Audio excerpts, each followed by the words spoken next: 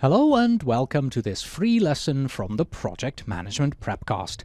I am Cornelius Fichtner and I am the lead instructor. Thank you for your interest in our PMP exam preparation course. This free webinar will allow you to experience what the lessons in the course are like, and it will also help you on your road to becoming PMP certified. The complete PM Prepcast has over 140 lessons that you can simply watch, learn from, and then succeed on your PMP exam. You can find all the details about the course and how it will make studying for your exam easier at pmprepcast.com. And now, on with the show. Welcome to the Project Management Prepcast, helping you prepare for the PMP exam. Here's your instructor, Cornelius Fichtner.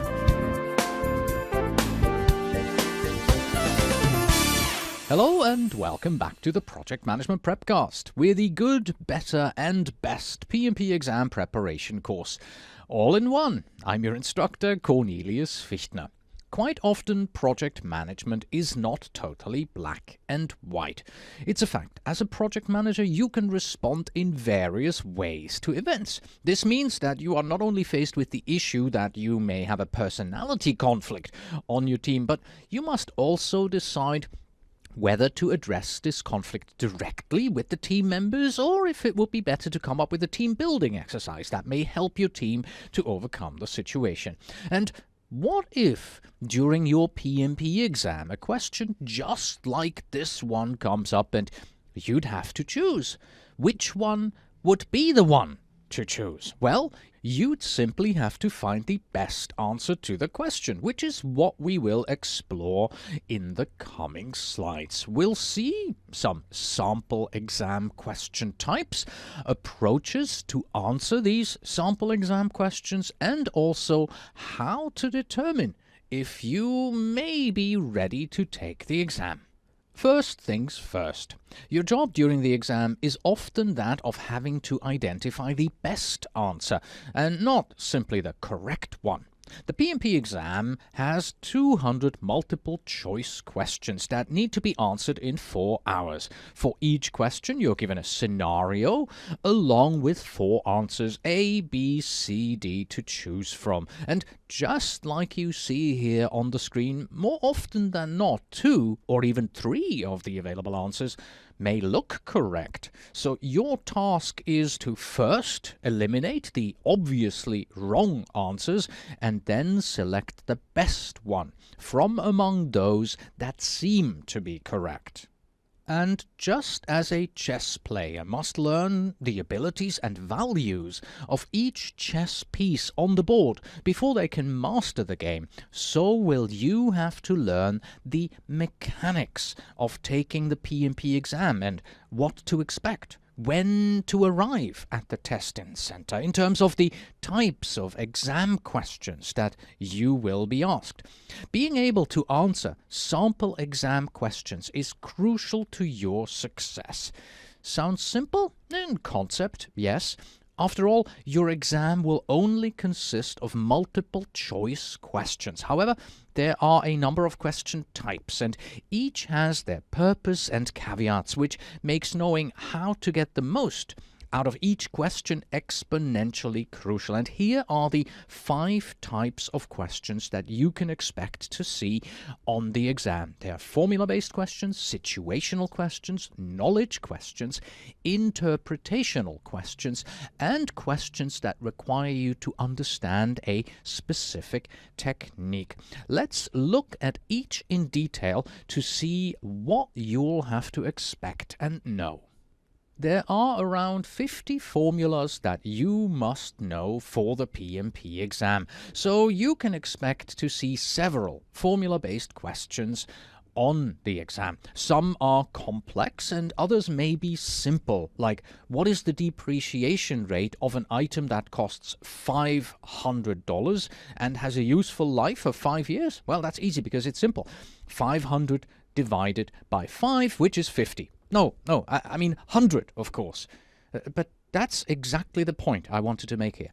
During the exam, you will have access to the built-in Windows-based calculator on the exam computer, and I strongly recommend that you use these calculators even for the simplest calculations. Otherwise, 500 divided by 5 suddenly becomes 50 instead of 100.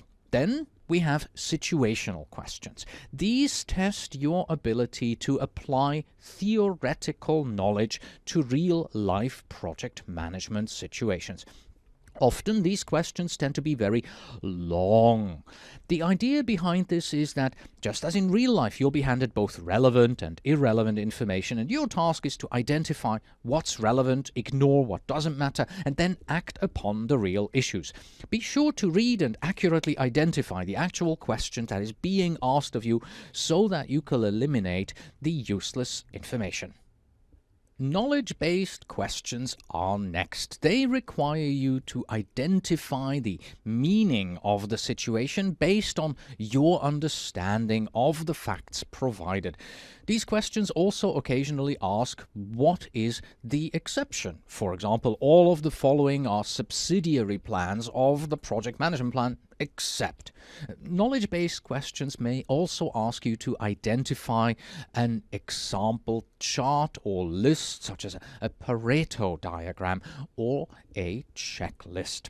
Then we have interpretational questions, which test your ability to deduce a situation or condition from the description of a status or problem. For example, what does it mean if planned value is greater than earned value? To solve this, you will need to know how earned value works and how these two values relate to each other so that you can interpret the situation. And then we have the specific technique question, tools and technique questions. They will provide you with a snapshot of a situation, like showing you a risk register and asking you to either identify how and when it is used or identify an element that is inherent to the tool, like the fact that the risk score is calculated using the probability and impact from the risk. So there you have it. If you want to pass your exam, you need to know about the different types of questions that you will see on the exam. And even more importantly, you need to practice them. So go ahead and begin by applying your knowledge that you have for the PMP exam on free questions first that you can readily find on the internet, or maybe even in the PMP exam prep workbook that you have purchased in your local bookstore or online. But then you need to move on. You need to move on to a high-quality online exam simulator, like our very own PM exam simulator. And of course, the more practice you have, the easier it will be for you to identify the best answer from each of the question types. And after all, practice makes perfect abbreviates to PMP. I know this all sounds simplistic, but it is no small task, because you'll need to be able to recall and apply all the theoretical knowledge required, combine it with your project management experience, and relate it to the question at hand. There are 12 approaches that you can apply when you are trying to figure out the correct answer to any given exam sample question. Well, that's not quite true, really, because the last 3 that you just saw appear on the screen here, skip, stick to it, and guess, they're really approaches towards the exam as a whole and not towards the individual questions. Let's go through all of these in detail. We begin with head first, and by this we mean that after you read the scenario, come up with the answer in your head before taking a look at the answers that the exam is showing you. You may already know the answer without taking a look at the 4 answers provided. There's no need to allow the other 3 answers, the wrong ones, to confuse you if you already know the answer. Second, well, read the answers before reading the questions. This upside-down approach can be helpful in the case of very long questions. Go ahead and read the answers first. Now read the final sentence of the long question, and now read the whole question. This helps you to see what answers are available. And the last sentence in the question is usually where the real question can be found. Once you have taken this information in, you can read the scenario, and already knowing what possible answers you have will make it much easier for you. And then you should also try and eliminate any answers you know that are not correct. There are going to be times when you're going to be able to completely eliminate an answer because it's so out there. Maybe even two of them, which just you look at them and go, that's just completely wrong. It will make answering the question a lot easier because you now only have two possibly correct answers left, and the other two you don't have to worry about anymore. Then you also want to be wary of absolutes. Answers that contain absolutes, such as always, all, every, never, none, or only. Now, they may look good, but remember, absolutes are a dangerous area in project management because there can always be an exception to them. So make sure you consider the restrictive nature of an answer that contains an absolute, because is it really always that we do it this way, or we do it never this way? So be wary of these absolutes. Also, doubt answers that just sound familiar to you. If any of the answers provided don't seem familiar to you or don't seem to fit with PMBOK guide language or terminology, there's a good chance that this is not the correct answer to the question. And when two answers seem correct, compare their differences. In the case of two answers that seem both to be correct, comparing their differences will possibly lead you to see minor, small differences between them, making one of them more correct. But the difference may just be that slight. Then you also want to select the answer that is most logical to you based on your studies. Remember, you have invested a lot of time studying for this exam, and that can't have been for nothing, right? So select the answer that seems to be most logical to you personally. Then for formula questions, if you are familiar with the formula, well, do the work first. Do the calculation before you look at the answer, because the good thing about formula questions, well, there is only one correct answer, and that's definite. For those questions that you are not familiar with, you're not quite sure about the formula, well, try to work the problem backwards. 4 answers are given, so which one can you prove? Which one is the correct answer that you can prove by calculating it backwards? And let me remind you that even though the gentleman here in this picture is holding a calculator in his hands, you're not actually allowed to bring a calculator into the testing room. Your exam will be on a Windows-based computer, and you can use the built-in calculator. So a good idea is start using the Windows calculator today on your own machine so that you sort of start getting comfortable with it and you know where all the various buttons are. And finally, we come to approaches 10 to 12. And as I mentioned in the overview, these are not really question approaches, they're more exam approaches. They help you to get to grips with the exam as a whole. And the first one here is skip. Everybody has favorites. So instead of forcing yourself to waste time on a question type that you know is more complex, more difficult for you, just mark that question for review, move on to the next one without answering it, and then come back later on. Keep the tough ones for last. This allows you to get the easy points, to get some confidence, and spend then the remaining time on those tougher questions that you have skipped. And then at the end of the exam, you are going to want to review and check your answers. That's only natural, but please, only change an answer for a really, really good reason. Your first choice is generally your best one, so only make changes if you are sure, maybe if clues have been given by another answer. For example, in question 137, you selected A, and therefore you go back to question 42 and you see, if I selected A in 137, I have to change my answer in 42 because it's only logical. It can't be C, it has to be D, so that the two questions match up. So only change it if you're really, really sure. And lastly, answer each question, even if you have to guess. There's no penalty for guessing on the exam. There's no penalty for answering a question wrong by guessing. There is, however, a penalty if you do not answer a question, because every question that you do not answer is considered wrong. So guess. Well, at least you have a 25% chance of guessing the correct answer. By the way, did you notice that I left out the most obvious approach? I mean, the one where you just read the question, then you read the answers and you make your selection. I did that on purpose because, believe it or not, there's more to it than you think. So here is the traditional way.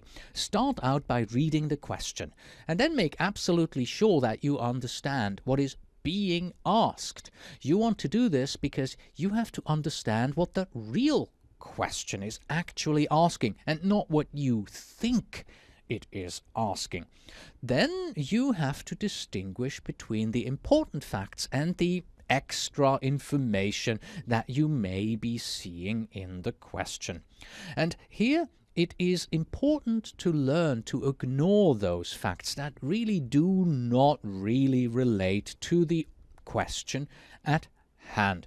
Once you are satisfied that you've read the question and you truly understand what is asking for, then read all 4 possible answers and begin to eliminate until you have identified the best answer.